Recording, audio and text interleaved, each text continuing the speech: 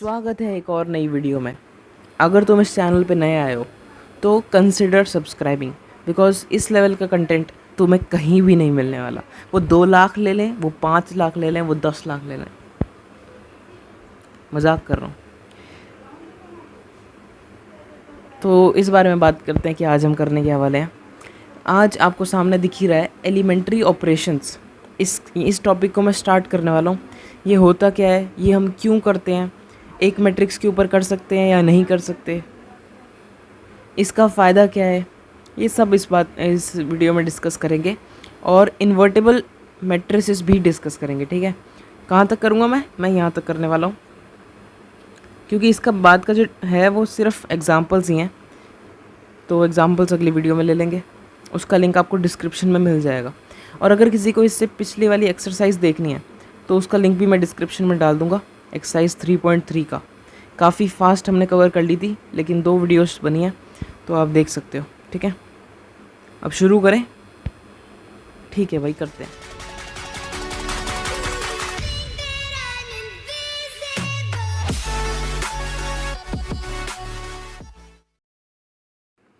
तो सबसे पहली चीज़ कि एलिमेंट्री ऑपरेशन या फिर ट्रांसफॉर्मेशन होता क्या है। तो आपने वो मूवी देखी होगी ट्रांसफॉर्मर्स। उसमें क्या होता था कि एक बहुत सारी कार्स होती थी और वो अपने आप को ट्रांसफॉर्म करके रोबोट्स भी बन जाते थे, है ना। नहीं भी देखी किसी ने मूवी तो ट्रांसफॉर्मेशन का मतलब तो पता ही होगा ना। ट्रांसफॉर्मेशन का मतलब किसी चीज़ को बदलना। आपके पास आज एक लैपटॉप है, आपने उसकी रैम निकाल ली, आपने उसका मदरबोर्ड निकाल लिया, सब कुछ निकाल के जैसे कैसे करके कुछ सामान बाहर से लेके आपने उसको पीसी में कन्वर्ट कर दिया, एक कंप्यूटर में। तो क्या होगा, ट्रांसफॉर्म कर दिया आपने उसको। ऐसे ही हम एक मैट्रिक्स को ट्रांसफॉर्म कर सकते हैं। अब एक मैट्रिक्स क्या होता है ये आपको पता है, ये सामने बना हुआ है। इसको ट्रांसफॉर्म करने का फ़ायदा क्या है। ठीक है, ट्रांसफॉर्म करने का सबसे पहले मतलब क्या होगा कि इसके एलिमेंट्स को चेंज करना, तभी ये ट्रांसफॉर्म होएगा।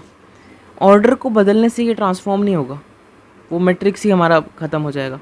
ऑर्डर नहीं बदलते हम, ट्रांसफॉर्मेशन में सिर्फ एलिमेंट्स को बदला जाता है, जो एलिमेंट्स हैं। और वो भी कैसे बदलते हैं वो मैं आगे वीडियो में बताऊंगा, उसकी टेंशन मत लो। लेकिन ट्रांसफॉर्म करने का फ़ायदा क्या है। ट्रांसफॉर्म करने का फ़ायदा होता है, आपको मैं बताता हूँ एक सिंपल चीज़ में। जब हम एक मैट्रिक्स का इन्वर्स निकालते हैं, जो कि नेक्स्ट टॉपिक है वो आप सीखोगे, तो जब हम उसका इन्वर्स निकालते हैं ना, तब आपको 2 तरीके होते हैं आपके पास। एक तरीका होता है आप इस चीज़ का यूज़ करो ट्रांसफॉर्मेशन का, एक और तरीका होता है वो थोड़ा मुश्किल होता है।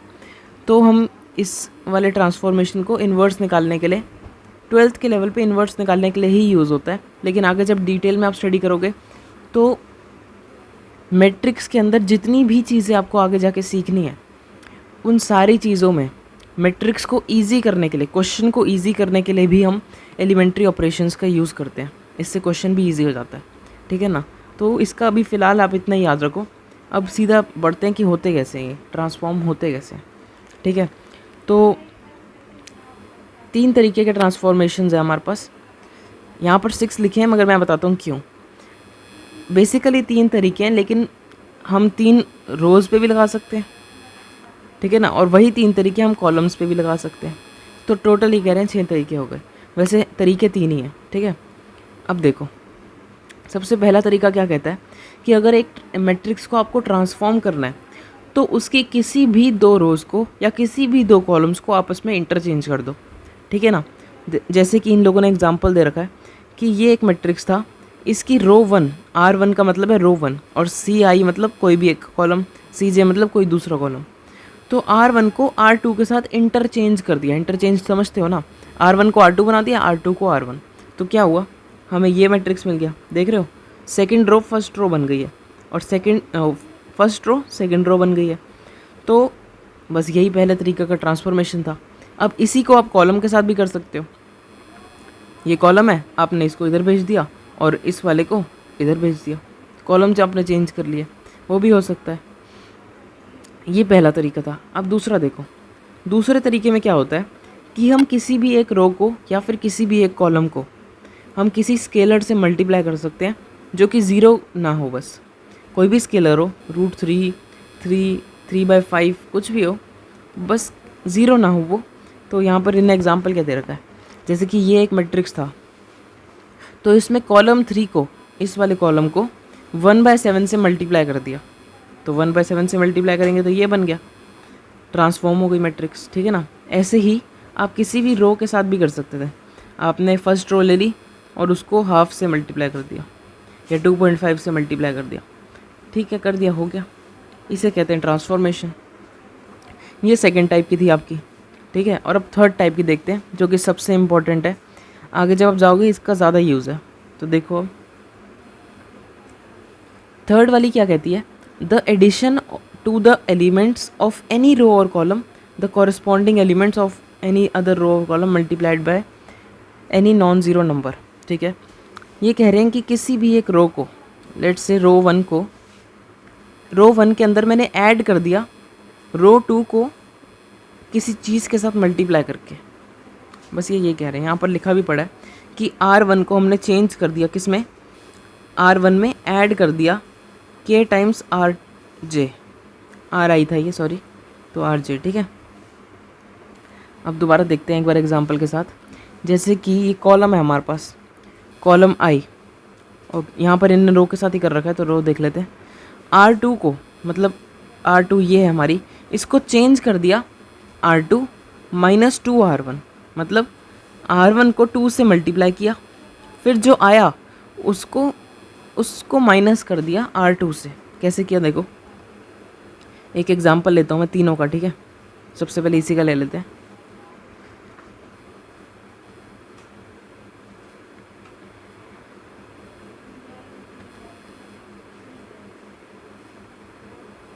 ठीक है, तो बोर्ड आपके सामने। लेट से मेरे पास ये एक मैट्रिक्स है 1 2 3 4 5 6। मैंने क्या किया, मैंने कहा कि आप R1 को चेंज करो R1 माइनस 2R2 में। ये थर्ड वाली प्रॉपर्टी मैं समझा रहा हूँ आपको, ठीक है, थर्ड वाला ट्रांसफॉर्मेशन। तो R1 हमारा ये है, ये वाला, इसको हमें चेंज करना है 2R2 के। तो सबसे पहले 2R2 निकालो, वो होगा 8 10 और 12, ठीक है ना। अब इस हर एक एलिमेंट को ना इस और इससे कॉरेस्पॉन्डिंग माइनस कर दो। कैसे होगा देखो, 1 में से जाएगा 8 तो बचेगा -7, 2 में से जाएगा -10 तो बचेगा -8, और 3 में से जाएगा 12 तो बचेगा -9। बस ये हो गया आपका ट्रांसफॉर्मेशन। नीचे वाली रो एज इट इज़ 4 5 6। ये होता है थर्ड वाला ट्रांसफॉर्मेशन। फर्स्ट वाला क्या होता है, इसका भी एग्जांपल ले लेते हैं।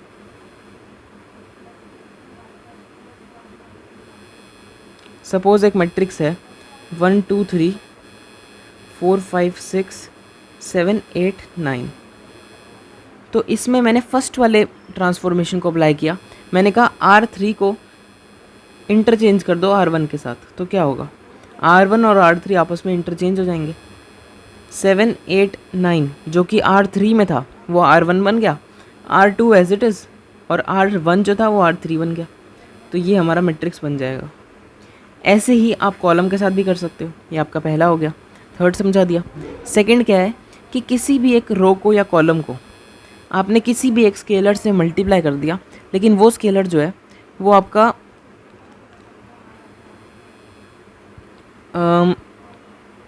ज़ीरो नहीं होना चाहिए, बाकी वो कुछ भी हो सकता है, ठीक है। तो यही चीज़ आपको याद रखनी है बस। इन तीनों का यूज़ क्या है वो धीरे धीरे आप आगे समझते जाओगे, ठीक है। आई होप अभी तक क्लियर होगा। और अगर अभी तक ये चैनल आपको पसंद आ रहा है, ये वीडियो पसंद आ रही है, अब तो काफ़ी सारी वीडियोज़ आ चुकी हैं, तो कंसिडर सब्सक्राइबिंग। मैं बार बार यही कहूँगा, सब्सक्राइब करो यार, और एटलीस्ट वीडियो को लाइक तो कर ही दो, ठीक है। और मैं सोच रहा हूँ कि टर्म 1 वाले जो 2021 में बोर्ड्स होने वाले हैं, MCQs बेस्ड वाले, उनके लिए मैं स्पेशल वीडियोस बनाऊँ हर चैप्टर की एक एक। तो वो पूरी सीरीज़ आएगी। उस सीरीज़ का नाम क्या होगा, मोस्ट एक्सपेक्टेड सीरीज़ फॉर नवंबर 2021, या जो भी आपका बोर्ड्स होगा, टर्म 1 बोर्ड्स, ऐसा कुछ होगा। तो अगर वैसा कुछ आपको चाहिए तो कमेंट करके बताओ। नहीं भी करोगे तो मेरा तो प्लान है ही, ऐसी वीडियोस में निकालने वाला हूँ, ठीक है ना। अब देखते हैं नेक्स्ट टॉपिक। नेक्स्ट टॉपिक क्या है, इन्वर्टेबल मैट्रिसेस। मैंने कहा था ना, अब इसमें आपको जो ये वाला टॉपिक है ये ज़्यादा अच्छे से क्लियर होगा। जो एलिमेंट्री ट्रांसफॉर्मेशन ऑपरेशंस हैं वो आपको बहुत अच्छे से क्लियर होने वाले हैं, ठीक है। उनका जो एप्लीकेशन है ना, उनका जो यूज़ है वो इस टॉपिक में है। तो सबसे पहले समझते हैं इन्वर्टेबल मैट्रिसेस होता क्या है। सबसे पहले तो आपको इन्वर्स पता है क्या होता है, बोर्ड पे चलता हूँ मैं, ठीक है, सीधा यहाँ पर भी आएंगे बाद में। सबसे पहले अगर मेरे पास कोई भी एक नंबर है 5, तो इसका इन्वर्स पता है क्या होगा। इसका इन्वर्स वो होगा जिसको मैं इस नंबर से जब मल्टीप्लाई करूँ ना तो मेरा 1 आ जाए। दोबारा समझाता हूँ। लेट्स से मेरे पास एक नंबर है 5, इसको मैं किस नंबर से मल्टीप्लाई करूँ कि मेरा 1 आ जाए। अगर मेरे को कोई ऐसा नंबर मिल सकता है ना जिससे मैं इसको मल्टीप्लाई करूँ और 1 आ जाए, तो वो नंबर इसका इन्वर्स होगा, ठीक है ना। मल्टीप्लिकेटिव इन्वर्स भी कहते हैं, सिंपल इन्वर्स भी कहेंगे तब भी चलता है।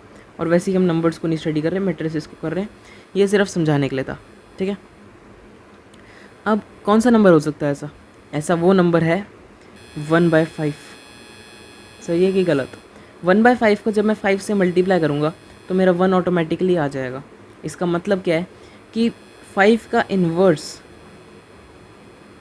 1/5 है। सिमिलरली मैट्रिक्स का इन्वर्स क्या होता है? अगर कोई भी एक मैट्रिक्स है मेरे पास A, तो इसमें मैं ऐसी कौन सी मैट्रिक्स को मल्टीप्लाई करूं कि मेरी आइडेंटिटी मैट्रिक्स आ जाए। आपको ये बात पता होनी चाहिए कि नंबर्स में जैसे 1 होता है ना, 1 एक बहुत ख़ास नंबर है 1, ऐसे ही मैट्रिसेस वाले में जो सबसे इम्पॉर्टेंट मैट्रिक्स है ना आपकी, वो है आइडेंटिटी मैट्रिक्स। ऐसा क्यों? क्योंकि किसी भी मैट्रिक्स के साथ आप इसको मल्टीप्लाई कर दो, ये वही मैट्रिक्स रिटर्न कर देगा, ठीक है ना। आप इन्वर्स फाइंड करोगे तब भी इसका यूज़ है। मतलब देखो, अगर 5 को मैं 1 से मल्टीप्लाई करता हूँ 5 ही आएगा। ऐसे ही अगर मैं A को मल्टीप्लाई करूँ आइडेंटिटी मैट्रिक्स से तो मेरा A मैट्रिक्स ही आएगा। आइडेंटिटी मैट्रिक्स का इतना इम्पोर्टेंट रोल है कि मतलब ये सबसे बढ़िया है, ठीक है, और एकदम मतलब ईजी, कोई दिक्कत नहीं है इसको। तो अब देखते हैं आगे। अब क्या मुझे कोई बता सकता है ऐसा कौन सा मैट्रिक्स होगा जिसको मैं इससे A से मल्टीप्लाई करूँ तो I आ जाए? आप लोग में से मेरे को नहीं लगता कोई बता पाएगा, और इतना इजी भी नहीं है इसको बताना, लेकिन आपको कॉन्सेप्ट समझ आ गया कि एक इन्वर्स होता क्या है, ठीक है ना। तो इसको डिनोट कर देते हैं सीधा। वो मैट्रिक्स होगा A इन्वर्स, कुछ भी हो वो, उसको ऐसे ही तो लिख ही सकते हैं हम, A इन्वर्स है वो, A का इन्वर्स, ठीक है ना। A इन्वर्स को लिखने का ये तरीका है, A की पावर में -1, पावर नहीं होता वैसे, ये A के ऊपर लिखते हैं। जैसे F इन्वर्स होता है, फंक्शंस वाला चैप्टर आप पढ़ के आ रहे होगे आई होप, तो F इन्वर्स को हम ऐसे लिखते हैं। ऐसे ही इन मैट्रिसेस में हम A इन्वर्स को ऐसे लिखते हैं, ठीक है। तो ये आपको समझ आ गया। अब यहाँ पर इंपॉर्टेंट बातें NCERT में आपके लिखी हैं। क्या है वो इम्पॉर्टेंट बातें? कि सिर्फ एक स्क्वायर मैट्रिक्स का इन्वर्स हो सकता है, पहली बात ये। क्यों? क्योंकि अगर कोई नंबर किसी और नंबर का इन्वर्स है ना, जैसे 5 इन्वर्स है 1/5 का, तो 1/5 भी इन्वर्स होगा 5 का, ये दोनों एक दूसरे के इन्वर्स होंगे, ठीक है ना। ऐसे ही मैट्रिसेस में अगर A का इन्वर्स B है तो B का इन्वर्स A होगा, तो इन दोनों को आपस में किसी भी ऑर्डर में हम मल्टीप्लाई करें हमें आइडेंटिटी मैट्रिक्स ही मिलने वाला है, ठीक है ना। और ऐसा कब पॉसिबल है? ऐसा सिर्फ स्क्वायर मैट्रिक्स के केस में पॉसिबल है। मल्टीप्लिकेशन वाली वीडियो में मैंने बहुत ही ज़्यादा क्लियरली आपको समझाया था कि अगर किसी भी दो मैट्रिक्स को मल्टीप्लाई करते हैं जो कि रेक्टेंगुलर हैं, तो हम ऐसे अगर मल्टीप्लाई करेंगे तो अलग आंसर आएगा, ऐसे करेंगे तो अलग आएगा। सिर्फ एक स्क्वायर मैट्रिक्स में ये पॉसिबल है कि हम दो मैट्रिक्स को मल्टीप्लाई कर रहे हैं और आगे पीछे भी कर रहे हैं और पीछे आगे भी, और वो दोनों इक्वल आ रहे हैं। हालांकि स्क्वायर मैट्रिक्स में भी ऐसे ऐसे होते हैं कि अगर मेरे पास एक A मैट्रिक्स है और एक B मैट्रिक्स है, उनको मैं आपस में मल्टीप्लाई करूँगा ना तो वो इक्वल नहीं आएंगे B A के, ऐसा भी होता है। लेकिन अगर इक्वल आ गए ये दोनों, अगर ये दोनों आपस में इक्वल आ गए तो इसका मतलब A और B आपस में एक दूसरे के इन्वर्स हैं, ठीक है ना। अब देखो, इनने वैसे एक एग्जांपल ले रखा है कि A मैट्रिक्स ये है, B मैट्रिक्स ये है, A भी निकाल लिया। अगर ये दोनों I के इक्वल आ गए, तुक्का मार लिया इनने, आ भी गए इनके इक्वल, तो और फिर चेक करो B A भी क्या I के इक्वल आ रहा है। अगर ये दोनों कंडीशन आपकी पूरी होती हैं तो ए और बी एक दूसरे के इन्वर्स होते हैं, ठीक है ना। अब यहाँ पर एक बहुत ज़्यादा इम्पोर्टेंट बात, मैं आपको एक मैट्रिक्स देता हूँ सिर्फ ए, ये मैंने आपको दे दी, बी मैंने आपको नहीं दिया। अब मैं आपको कहता हूँ इन्वर्स फाइंड करो। क्या आपके पास कोई तरीका है? नहीं। आपको अगर मैं दो मैट्रिक्स दूंगा ना, ए और बी, सिर्फ तभी आप बता सकते हो कि ए का इन्वर्स है बी या फिर नहीं है। नहीं तो आप नहीं बता सकते कि ए का इन्वर्स क्या होगा। इस केस में हमें ए भी पता था, बी भी पता था, तो हमने दोनों को दोनों ऑर्डर में मल्टीप्लाई किया। अगर दोनों आई के इक्वल आए तो हमने कह दिया कि ये एक दूसरे के इन्वर्स हैं। लेकिन अगर क्या हो अगर what if I only give you matrix A, matrix B मैं आपको नहीं दे रहा, तो क्या होगा? आप नहीं निकाल सकते इन्वर्स, आपके पास कोई तरीका नहीं है। आगे जाके आप दो तरीके सीखने वाले हो, ये मैं आपको अभी बता दूं। और दोनों में से जो आसान तरीका है ना, वो तरीका किस के बेस पे है? वो तरीका एलिमेंट्री ट्रांसफॉर्मेशंस के बेस पे ही है, तभी आपको ये चीज़ कराई गई है। इनका यूज़ करके इन्वर्स निकाल लिया जाता है बहुत आसान से, ठीक है ना। तो इन्हीं का यूज़ करेंगे हम, सबसे पहले तो इन्हीं का करना है। पूरी एक एक्सरसाइज इसी चीज़ के ऊपर बेस्ड है, पूरी एक एक्सरसाइज। एग्जाम्पल्स भी करेंगे, ठीक है। एक बार मैं आपको दिखा देता हूँ आगे, यहाँ पर अगर आगे आते जाए एग्जाम्पल्स। ये देखो एक्सरसाइज 3.4 जो है ना, पूरी एक्सरसाइज में यही लिखा है, एलिमेंट्री ट्रांसफॉर्मेशंस का यूज़ करके इन सब का इन्वर्स निकालो। अब आपको पता ही कितना तगड़ा क्वेश्चन होने वाला है। और फिर 18th एक MCQ है हमारे पास, बस इतना ही है। अब आप कहोगे कि यार भैया, या फिर जो भी आप मेरे को बोलते हो, अध्यापक जी, आपने कहा था दो तरीके हैं इन्वर्स फाइंड करने के, यहाँ तो एक ही में एक्सरसाइज करा दी और आगे तो मिसलिनियस है, मतलब चैप्टर ख़त्म। तो इन्वर्स निकालने का दूसरा तरीका कौन सा है? तो दूसरा तरीका आपको 4th चैप्टर में बताया गया, ठीक है ना। 3rd चैप्टर में आपको नहीं बताया गया, ये 3rd है, अगला चैप्टर है 4th, जो कि इसके बाद मैं करने भी वाला हूँ। इसके बाद उसी की वीडियोस कोशिश करूँगा लेके आऊँ, तो उसमें आपको दूसरा तरीका बताया गया। अब कई बच्चों को वो आसान लग सकता है, जिसको ये समझ आ गया उसको ये आसान लग सकता है, तो वो तो अगले चैप्टर में ही हम देखेंगे। बाकी आपको आइडिया मिल चुका है कि इन्वर्स निकालने के एलिमेंट्री वाले से क्या क्या फ़ायदे हो सकते हैं, ठीक है ना। तो अब कहाँ पर थे हम थे यहाँ पर, ये आपको समझ आ गया। अब नोट्स में पढ़ो क्या लिखा है। नोट्स में पढ़ा है कि एक रेक्टेंगुलर मैट्रिक्स का कभी भी इन्वर्स नहीं हो सकता। क्यों नहीं हो सकता? क्योंकि ए बी और बी ए का ऑर्डर ही आपस में इक्वल नहीं होगा कभी। अगर आप 1x3 को 3x1 से मल्टीप्लाई करते हो दो मैट्रिक्स को, तो जो रिजल्टेंट आएगा उसका 1x1 होगा ऑर्डर। लेकिन अगर मैं 3x1 को 1x3 वाले से करूँ तो रिजल्टेंट तो 3x3 होगा। कभी भी ए बी और बी ए आपस में इक्वल नहीं होंगे, इसलिए रेक्टेंगुलर मैट्रिक्स का तो इन्वर्स होता ही नहीं है, ठीक है। लेकिन क्या, एक और चीज़ जो नोट बी में लिखी है, अगर बी ए का इन्वर्स है तो क्या ये ज़रूरी है कि ए बी का इन्वर्स हो? तो इसका आंसर है बिल्कुल हाँ, ज़रूरी है, 100%। अगर बी ए का इन्वर्स है तो ए भी बी का इन्वर्स होगा ही होगा, इसके ऊपर कोई डाउट नहीं आना चाहिए, ठीक है। बस इतना ही था नोट्स में। अब देखो थ्योरम कहता है यूनिकनेस ऑफ इन्वर्स। मतलब क्या है इसका, कि अगर ए का इन्वर्स है बी, तो ए का इन्वर्स कोई और मैट्रिक्स नहीं हो सकता, वो हमेशा बी ही होगा। अगर मैं कहता हूँ ए का इन्वर्स बी भी है, ए का इन्वर्स सी भी है, तो इसका मतलब क्या होगा कि बी और सी आपस में इक्वल हैं एग्जैक्टली, ठीक है ना। यूनिक होता है एक मैट्रिक्स का इन्वर्स। अब ये यूनिक होता क्यों है, इसका प्रूफ क्या है? लेट करो कि ए का इन्वर्स बी भी है और सी भी है, ठीक है। तो ये कंडीशन सेटिस्फाई होनी चाहिए, A B is equals to B A is equals to I, और ये वाली भी होनी चाहिए, A C is equals to C A is equals to I. अब देखो, इनने बी को लिखा, बी के साथ आइडेंटिटी मैट्रिक्स को मल्टीप्लाई कर दिया। कोई गलत तो नहीं किया इनने, आइडेंटिटी मैट्रिक्स के साथ मल्टीप्लाई कराएंगे तो दोबारा से बी आ जाएगा। फिर इनने आइडेंटिटी मैट्रिक्स की जगह पे ए सी लिख दिया। ए सी लिखने के बाद इनने बी ए को मल्टीप्लाई किया, और बी ए क्योंकि दोबारा से एक इन्वर्स था तो उसको आई लिख दिया और सी लिख दिया ऐसे, और फिर आई और सी का मल्टीप्लिकेशन सी ही आएगा। तो इसी कारण से बी और सी आपस में इक्वल आ गए, इसका मतलब ए का इन्वर्स यूनिक ही होगा। ये थ्योरम आपको याद रखने की ज़रूरत नहीं है, प्रूफ वगैरह, मतलब अगर किसी को दिक्कत आ रही है तो आपको सिर्फ ये याद होना चाहिए कि एक मैट्रिक्स का एक ही इन्वर्स होता है, ठीक है। 4th थ्योरम, फोर्थ थ्योरम कहता है कि अगर ए बी का इन्वर्स निकालूँ मैं, मतलब दो मैट्रिक्स को मल्टीप्लाई करूँ और फिर उन दोनों का इन्वर्स निकालूँ, तो वो कुछ ऐसा होगा, B inverse multiply by A inverse. ऐसा क्यों है, इसका कारण जानते हैं। इसका कारण ये है कि इन लोगों ने तो थ्योरम दे दिया, इसका कारण क्या है, लेकिन प्रूफ दे दिया इनने। तो सबसे पहले प्रूफ ही समझाता हूँ मैं आपको कि ये प्रूफ हमारा होता कैसे है। ठीक है, कि ए बी को अगर हम मल्टीप्लाई करते हैं और फिर उसका इन्वर्स हम निकालते हैं तो वो इक्वल आता है B inverse multiply by A inverse के। ये चीज़ होती कैसे, ये देखते हैं। तो सबसे पहले क्या करना है हमें, आप देखो कि अगर ए बी इन्वर्स मेरे पास लिखा हुआ है तो इसका इन्वर्स फाइंड करने के क्या होगा, आप खुद सोचो एक बार।